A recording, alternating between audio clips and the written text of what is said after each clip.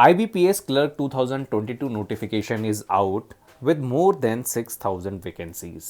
And अभी भी बहुत सारे एस्पिरेंट्स स्ट्रगल कर रहे हैं कि बैंक प्रेफरेंस कैसे फिलअप करनी चाहिए.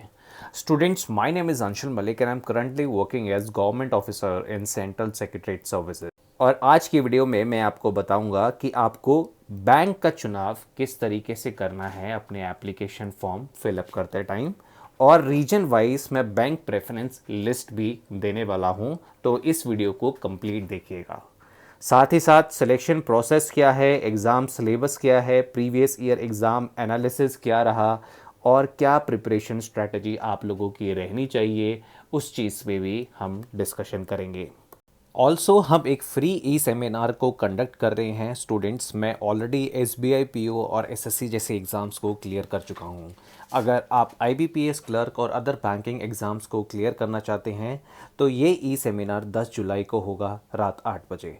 तो लिंक डिस्क्रिप्शन बॉक्स में है, आप इसके लिए रजिस्टर कर सकते हैं.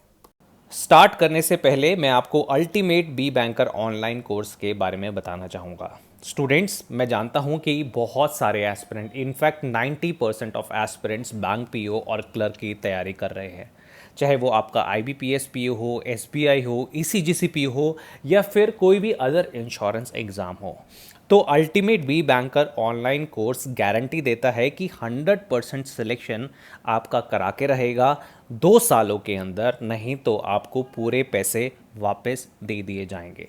इस पर्टिकुलर कोर्स में स्टूडेंट्स आपको course videos, live classes, practice test, weekly test, पूरी हैंड होल्डिंग के साथ हर एक चीज़ कराई जाएगी. आपके परफॉर्मेंस पैरामीटर को चेक किया जाएगा. डिस्क्रिप्शन बॉक्स में डेमो कोर्स लिंक है, आप उसको ज़रूर विजिट कीजिए. और मैं एक बार फिर से रिपीट कर दूं कि this is 100% refundable program, right. आपका सिलेक्शन होगा, नहीं तो आपके पूरे पैसे वापस कर दिए जाएंगे. यहाँ पर 2 फेसेस में एग्ज़ाम होगा. फेस 1 की बात करें तो यहाँ पर आपसे रीजनिंग और क्वांट में से 35 क्वेश्चंस पूछे जाएंगे, विच कैरीज 35 मार्क्स ईच, और 20 मिनट्स का आपको टाइम मिलेगा. इंग्लिश लैंग्वेज से आपको 30 क्वेश्चंस पूछे जाएंगे, 30 मार्क्स ईच, और इसको सॉल्व करने के लिए भी आपको 20 मिनट्स मिलेंगे. तो कंप्लीट पेपर आपका 1 घंटे का होगा. 100 क्वेश्चंस होंगे, विच कैरीज 100 मार्क्स. और अगर मैं फेज़ 2 की बात करूं तो यहाँ पर आपका रीजनिंग, इंग्लिश और क्वांट तो है ही, साथ में कंप्यूटर एप्टीट्यूड और जनरल एंड फाइनेंशियल अवेयरनेस भी ऐड किया है. तो यहाँ पर आप सेक्शन वाइज वेटेज दे सकते हैं कि हर सेक्शन से कितने क्वेश्चंस आते हैं, कितने मार्क्स के होते हैं. यहाँ पर सेक्शनल टाइमिंग है तो सेक्शनल कट ऑफ भी होगा. यहाँ से टोटल 190 क्वेश्चंस पूछे जाएंगे, विच कैरीज 200 मार्क्स, और आपका टोटल 160 मिनट्स का ये पेपर होगा. तो ये एक इम्पॉर्टेंट एस्पेक्ट है. अब आपने देख लिया कि QRE आपका क्वांट, रीजनिंग और इंग्लिश दोनों में, यानी फेज़ 1 और फेज़ 2 में कॉमन है. तो आपको तैयारी इस तरीके से करनी है कि जब आप इन तीनों सब्जेक्ट की तैयारी करें तो फेज़ 1 और फेज़ 2 को साथ प्रिपेयर करते चलें. तो स्टूडेंट्स, जब भी आप बैंक प्रेफरेंस भर रहे हों तो ये 2 फैक्टर हमेशा माइंड में रखिएगा. पहला है लैंग्वेज प्रोफिशिएंसी, दूसरा है रीलोकेशन, राइट. अब हमने क्या देखा है कि स्टूडेंट्स नौकरी पाने के चक्कर में अपना जो स्टेट्स का चुनाव है वो ढंग से नहीं करते हैं. वो इस तरीके से करते हैं कि जिस स्टेट में सबसे ज़्यादा वैकेंसीज़ हैं वहाँ पर वो स्टेट भर देते हैं. पर अगर आप कन्नड़ लैंग्वेज में प्रोफिशिएंट नहीं और कर्नाटका में सबसे ज़्यादा वैकेंसीज़ हैं, तो वो लैंग्वेज जो बैरियर होगा वो प्रॉब्लम क्रिएट करेगा कस्टमर के साथ डील करने में. ऐसा नहीं है कि बैंक इस चीज़ को सोच के आपको सिलेक्शन नहीं देगा वहाँ पर जब आप काम कर रहे होंगे, डील कर रहे होंगे कस्टमर के साथ, तो वो एक लैंग्वेज बैरियर आपको कहीं ना कहीं प्रॉब्लम क्रिएट करेगा. या फिर आपके जो भी मैनेजर्स होंगे, सीनियर मैनेजर होंगे, उनके साथ भी ये प्रॉब्लम आ सकती है. दूसरी चीज़ की मैंने देखा है कि फॉर्म तो हम भर देते हैं पर हमेशा हमारी ये इच्छा होती है कि हम अपनी होम स्टेट में काम करें. स्टूडेंट्स, अगर देखो, बाद में चेंज करना बहुत ही मुश्किल होता है, मैं आपको पहले ही बता दूं. तो अपना जो स्टेट का चुनाव है वो इसी तरीके से करना कि आप इन स्टेट्स में काम करना चाहते हो. अगर आप साउथ रीजन में काम नहीं करना चाहते तो वो स्टेट्स आप मत चुनिएगा. तो ये दोनों फैक्टर्स को आप ध्यान में रखिए, लैंग्वेज प्रोफिशिएंसी और willingness to work in state, वो आपको स्टेट के नाम मालूम होने चाहिए। स्टूडेंट्स, यहाँ पर मैंने रीजन वाइज भी लिस्ट आपको देने की कोशिश की है। जैसे अगर आप नॉर्थ रीजन से है, यानी दिल्ली, पंजाब, यूपी, उत्तराखंड, हिमाचल प्रदेश, हरियाणा, राजस्थान, यहाँ से बिलोंग करते हैं, तो आप इस बैंक प्रेफरेंस को फॉलो कर सकते हैं। ये मैंने नंबर ऑफ़ वैकेंसीज़ और बाकी सारे फैक्टर्स को ध्यान में रखते हुए ये लिस्ट प्रिपेयर की है। अगर आप साउथ रीजन से हैं तो आप इस पर्टिकुलर बैंक प्रेफरेंस लिस्ट को फॉलो कर सकते हैं। आप इस पर्टिकुलर स्क्रीन का स्क्रीनशॉट ले लें और ये मैंने bank preference region wise select है। उसी तरीके से अगर आप east and north east region से हैं तो ये आपके लिए बैंक प्रेफरेंस लिस्ट रहेगा, और वेस्ट एंड सेंट्रल रीजन के लिए जो महाराष्ट्र, गुजरात, मध्य प्रदेश, छत्तीसगढ़ या गोवा से बिलोंग करते हैं उनके लिए ये वाला बैंक प्रेफरेंस लिस्ट रहेगा। तो इन दोनों स्क्रीन का आप स्क्रीनशॉट ले लीजिए, एक बार ये नोटिफिकेशन को दोबारा रिविजिट कर लीजिए, number of vacancy state wise देख लीजिए, अपना कैलिबर को पहचानिए और बैंक प्रेफरेंस में कोई गड़बड़ी मत कीजिए। हम जल्दी से एग्ज़ाम सिलेबस को भी डिस्कस कर लेते हैं, क्योंकि बहुत सारे स्टूडेंट डाइवेट हो जाते हैं और डिफरेंट टॉपिक्स को रिवाइज करते रहते हैं जिनकी ज़रूरत नहीं होती। अगर मैं इंग्लिश लैंग्वेज की बात करूं तो मेजॉरिटी फोकस आपका रीडिंग कॉम्प्रिहेंशन और क्लोज टेस्ट में होना चाहिए, क्योंकि मेजॉरिटी ऑफ द क्वेश्चन आपके यहीं से पूछे जाएंगे। साथ ही साथ आप ग्रामर्स की प्रैक्टिस करें, क्योंकि फिलर्स हो गया, स्पॉटिंग एरर्स हो गया, सेंटेंस इंप्रूवमेंट हो गया या फिल इन द ब्लैंक्स हो गया, यहीं से आपके क्वेश्चन फ्रेम होंगे। चाहे प्रीलिम्स की बात हो तो 30 के 30 क्वेश्चन इन्हीं टॉपिक में से फ्रेम होने वाले हैं। मैं आपको प्रीवियस ईयर एनालिसिस भी बताऊंगा कि किस किस टॉपिक में से कितने कितने क्वेश्चंस पूछे जाते हैं। उसी तरीके से अगर मैं न्यूमेरिकल एबिलिटी की बात करूं यानी क्वांट की बात करूं, आपको पता है कि आपका जो मेजर पोर्शन है वो डाटा इंटरप्रिटेशन है। आपके 10 से 15 क्वेश्चन प्रीलिम्स में डाटा इंटरप्रिटेशन से ही आएंगे। साथ ही साथ आपको और टॉपिक्स पे जो पहले फोकस रखना है वो है नंबर सीरीज, आपका सिंप्लीफिकेशन, अप्रॉक्सीमेशन, आपका क्वाड्रेटिक इक्वेशन, डेटा सफिशिएंसी और मिसलेनियस। मिसलेनियस का मतलब आपके अर्थमेटिक टॉपिक्स जैसे time and work, time and distance, यहाँ से भी 1-2 क्वेश्चंस पूछ लिए जाते हैं। उसी तरीके से रीजनिंग में आपको पता है कि जिस तरीके से क्वांट में डीआई का बहुत इंपॉर्टेंट रोल है, रीजनिंग में पजल्स एंड सिटिंग अरेंजमेंट का उतना ही इंपॉर्टेंट रोल है। चाहे प्रीलिम्स की बात हो, मेंस की बात हो, 50% पेपर आपका पजल्स और सिटिंग अरेंजमेंट में से ही आएगा। इसके बाद जो आपको कॉन्सेप्चुअल टॉपिक पढ़ने हैं वो सिर्फ इतने ही कॉन्सेप्चुअल टॉपिक पढ़ने हैं, जैसे इनइक्वालिटी हो गया, सिलॉजिज्म हो गया, coding decoding, blood relation, direction test और ऑर्डर एंड रैंकिंग। स्टूडेंट्स, आप यहाँ पर एक चीज़ और ऐड कर सकते हैं, एनालिटिकल रीजनिंग।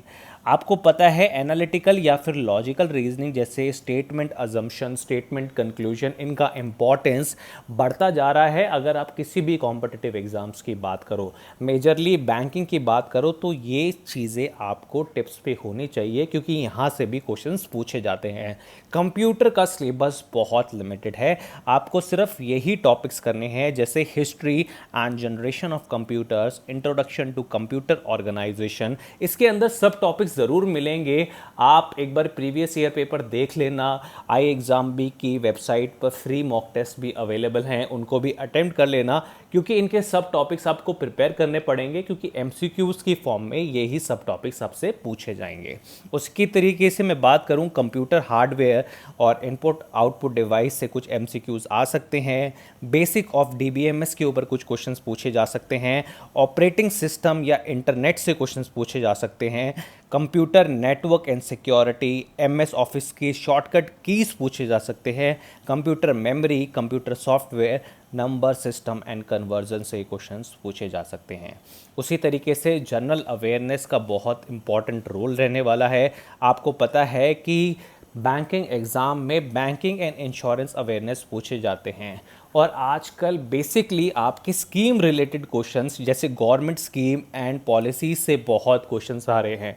करंट अफेयर्स से मेजॉरिटी ऑफ द क्वेश्चंस पूछे जाते हैं। स्टैटिक अवेयरनेस का जो पोर्शन है वो थोड़ा सा कम रहता है, पर इन दोनों से काफ़ी क्वेश्चंस पूछे जा सकते हैं। तो 6 मंथ्स का जो कैप्सूल है करंट अफेयर्स का, जहां आपको गवर्नमेंट स्कीम्स और पॉलिसीज़ भी देखने को मिल जाएंगी, तो वो ज़रूर आप फोकस में रखिए, क्योंकि वहीं से मेजॉरिटी ऑफ द क्वेश्चंस पूछे जाते हैं। तो ये पूरा एग्ज़ाम सिलेबस है, आप इसका स्क्रीनशॉट ले लीजिए, बिकॉज ये आपकी बहुत हेल्प करने वाला है।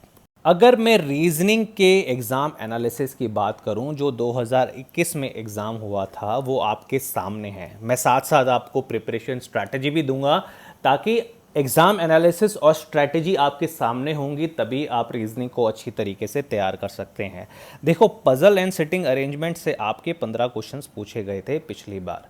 तो आपको डेली हैबिट में क्या करना है, कम से कम आपको 2 से 3 पजल और सिटिंग अरेंजमेंट रोज़ सॉल्व करने हैं, राइट। तो ये एक इंपॉर्टेंट एस्पेक्ट है।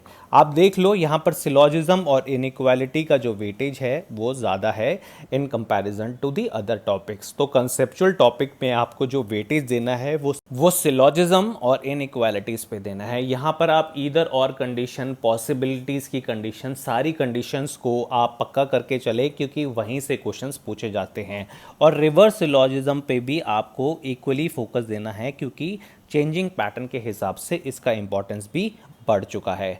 तो आप दोनों टॉपिक से अगर 100 क्वेश्चंस भी प्रैक्टिस कर लेते हैं, तो आपके सारे टाइप्स ऑफ सिलॉजिज्म्स और सारे टाइप ऑफ इनइक्वालिटीज़ कवर हो जाएंगे। उसके बाद आपको ब्लड रिलेशन पे फोकस करना है। बहुत इजी चैप्टर है, यहाँ से पजल की फॉर्म में भी आपसे क्वेश्चंस पूछ लिए जाते हैं। सिंपल कोडिंग का क्वेश्चन था, आपका अल्फा न्यूमेरिक सीरीज़ का क्वेश्चन था, वर्ड सीरीज़ के ऊपर आपसे 3 क्वेश्चन पूछे गए थे। वर्ड फॉर्मेशन और पेयर फॉर्मेशन से एक एक क्वेश्चन पूछा गया था। तो देखो, अगर लेवल की बात करी जाए तो इजी टू मॉडरेट रहता है, क्योंकि यहाँ पर good number of attempts high होते हैं। आपको बहुत ज़्यादा मार्क्स अचीव करने पड़ते हैं in order to clear the prelims cut off. तो ये टोटल 35 क्वेश्चंस का आपको एनालिसिस दिया है। आपको मेजर फोकस पजल और सिटिंग अरेंजमेंट में देना है, क्योंकि यहाँ से 15 से 20 क्वेश्चन भी आपसे पूछे जा सकते हैं। उसी तरीके से अगर मैं क्वांट की बात करूं, तो लेवल आपका इजी टू मॉडरेट ही रहेगा अगर मैं क्लर्क की बात करूं। पर आपको समझने की ज़रूरत है, आपको ज़्यादा फोकस यहाँ पर सिंप्लीफिकेशन और डीआई पे देना है। 2021 की बात करें तो टेबुलर डीआई से 5 क्वेश्चंस पूछे गए थे। तो आप अपने डेली स्केड्यूल में 2 से 3 डीआई ज़रूर ऐड कीजिए, रोज़ प्रैक्टिस कीजिए, टेबुलर कीजिए, पाई चार्ट कीजिए, क्योंकि पता नहीं कौन सा डीआई इस बार आ जाएगा। सिंप्लीफिकेशन का आप देखो कितना ज़्यादा वेटेज है, 12 से 15 क्वेश्चन सिंप्लीफिकेशन के ऊपर आए थे। तो इनकी प्रैक्टिस आपको करनी है। देखो, प्रीवियस ईयर एग्जाम एनालिसिस से स्ट्रैटेजी बनाना हमेशा सिंपल होता है, क्योंकि आपको पता है कि कौन सी पिच पर रहकर आपको तैयारी करनी है। उसी तरीके से क्वाड्रेटिक इक्वेशन पे आप ज़्यादा फोकस कीजिएगा, और अर्थमेटिक टॉपिक हो गए जैसे आपके pipes and system, time and work, time and distance, यहाँ से 12 से 13 क्वेश्चंस पूछे गए थे। तो सबसे पहले इन तीनों चीज़ों पे फोकस कीजिएगा, फिर अर्थमेटिक पे फोकस कीजिएगा। ये 35 क्वेश्चन का बाइफर्केशन है, और स्ट्रैटेजी अपनी इसी हिसाब से बनाएं, ताकि आपको यही टॉपिक्स रिवाइज करने पड़े। मैं बार बार बता रहा हूँ, अदर एग्जामिनेशन की तरह इसका लेवल इतना हाई नहीं जाता, तो घबराने की बात नहीं है। This is a wonderful opportunity, और 6035 वैकेंसीज कम नहीं होती। उसी तरीके से अगर मैं इंग्लिश की बात करूं, तो इंग्लिश का भी जो बाइफर्केशन है वो आपके सामने है।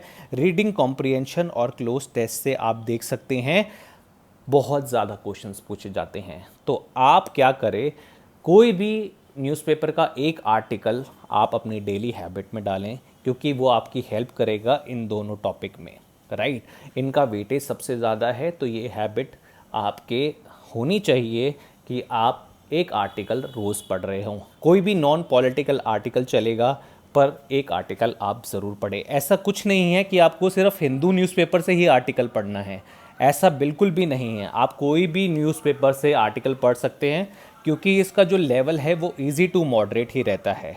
उसी तरीके से एरर डिटेक्शन की बात करें, तो ग्रामर के कुछ रूल्स हैं, यहाँ पर आपको रिवाइज करने पड़ेंगे। 5 क्वेश्चन यहाँ से पूछे गए थे। उसी तरीके से वर्ड यूसेज से 4 से 5, और वर्ड रीअरेंजमेंट में 4 से 5 क्वेश्चन पूछे गए थे। तो ये टोटल 30 क्वेश्चंस का बाइफर्केशन है, जो आपको ध्यान रखना है। देखो, मेंस एग्ज़ाम में भी टॉपिक्स यही रहते हैं, पर थोड़ा सा लेवल आपका इंक्रीज हो जाता है। तो मैं आपसे रिकमेंड करूंगा कि अपनी प्रीलिम्स और मेंस की तैयारी एक साथ करते हुए चलें। कुछ जनरल टिप्स हैं जो आपको ध्यान रखने हैं कि आपको बहुत सारे मॉक टेस्ट पेपर सॉल्व करने हैं। ठीक है, बहुत सारे स्टूडेंट जो सक्सेसफुल स्टूडेंट्स हैं वो हमेशा यही बताते हैं कि वो अपने मॉक टेस्ट की हेल्प से ही अपने एग्ज़ाम को क्लियर कर पाए। उनकी हैबिट होती है कि वो रोज़ मॉक टेस्ट सॉल्व करते हैं, उनको एनालाइज करते हैं, अपनी स्ट्रेंथ और वीकनेस को देखते हैं, फिर अपनी वीक टॉपिक्स पे काम करते हैं। आपको अपने सिलेबस को डिवाइड करना है high scoring and low scoring topics. सबसे पहले जैसे मैंने आपको बताया कि हाई स्कोरिंग टॉपिक्स पे आप फोकस करें, देन आप लो स्कोरिंग टॉपिक्स पे फोकस करें, क्योंकि हमें सबसे पहले उन टॉपिक पे फोकस करना ज़रूरी है जहाँ से ज़्यादा मार्क्स हम अचीव कर सकते हैं। राइट, हमें फोकस करना है स्पीड विद एक्यूरेसी। आपको पता है प्रीलिम्स में आपके पास 1 घंटा है, मेंस की बात करें तो 160 मिनट है, क्वेश्चंस ज़्यादा हैं comparison to the total time, तो आपको स्पीड पे तो फोकस रखना ही है। आपको हर एक सब्जेक्ट को रिवीजन करना है। आप मॉक टेस्ट दे रहे हैं, वहाँ से आप वीक टॉपिक्स आइडेंटिफाई करें, क्योंकि आप जहाँ पर कम परफॉर्म कर रहे हैं उन टॉपिक्स को आप रिवाइज करें। आपको पैनिक नहीं करना है। राइट, बहुत सारे स्टूडेंट्स क्या करते हैं कि एग्ज़ाम की तैयारी तो बहुत अच्छी करते हैं, पर एग्ज़ाम डे यानी डी डे पर फेल हो जाते हैं। तो आपको एग्ज़ाम के दौरान काम रहना है और you have to focus on answering the question. जो आपने पढ़ा है उसी को आपको इम्प्लीमेंट करना है। ठीक है, आपको एक क्वेश्चन पे स्टक नहीं हो जाना है। बहुत सारे स्टूडेंट क्या करते हैं, पजल और डीआई में स्ट्रांग होते हैं और वो सोचते हैं कि इनका क्वेश्चन मैं ज़रूर सॉल्व करूंगा, पर एग्जामिनेशन में वो स्टक हो जाते हैं और आगे नहीं बढ़ पाते। आपको ये मालूम होना चाहिए जो क्वेश्चन फर्स्ट पोजीशन पे है या जो लास्ट पोजीशन पे है, इर्रिस्पेक्टिव ऑफ कि किसी भी टॉपिक से है, वो क्वेश्चन एक ही मार्क का है। राइट, तो क्वेश्चन पे स्टक नहीं हो जाना है, उसको हम बाद में सॉल्व कर सकते हैं। आपको अपने टाइम का ट्रैक रखना है, क्योंकि ये बहुत इम्पॉर्टेंट और एस्पेक्ट है। और अपने ट्रिक्स को, सिलेबस को अंडरस्टैंड करके आपको अपनी तैयारी करनी है, and then you are good to go. Students, I hope कि आपको ये टिप्स समझ में आए होंगे। आप इन टिप्स को फॉलो करेंगे और अपने IBPS क्लर्क एग्ज़ाम की तैयारी करेंगे। और आपको कोई भी हेल्प चाहिए तो आप कमेंट बॉक्स में लिखकर बता सकते हैं। We are happy to help you. That's from my side and thanks for watching I exam B.